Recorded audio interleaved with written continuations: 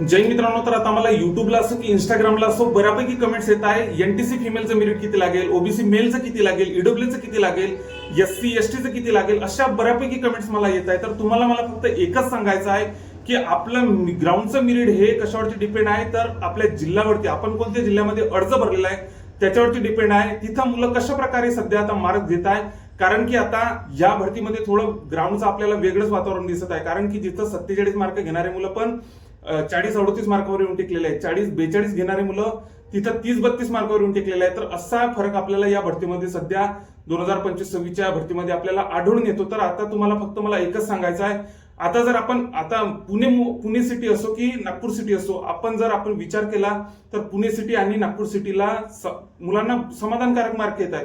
पण आता तिथंच जर मुंबईचा विचार केला तर जिथं 47 घेणारे मुलं पण 40-42 वर येऊन टिकलेले आहे आणि 40-42 घेणारे तर 30-34 मार्कावरच येऊन टेकलेले आहे. तर अशा प्रकारे आपल्याला इथं फरक आढळून येतो. तुम्हाला फक्त मी मागच्या व्हिडिओमध्ये पण सांगितलेलं होतं की आता ज्यांना ग्राउंडमध्ये मार्क जरी कमी असले तरीही अभ्यास सोडू नका, अभ्यासामध्ये सातत्य ठेवा.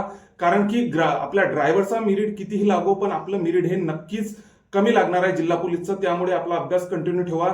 जशा काही इतर ज्या काही आता पोलीस भरतीच्या अपडेट येत राहतील तर त्या मी तुम्हाला नक्कीच सांगणार आहे. त्यामुळे ज्यांनी आतापर्यंत आपल्या चॅनलला सबस्क्राईब केलं नसेल त्यांनी नक्कीच आपल्या चॅनलला सबस्क्राईब करून घ्या. जय हिंद.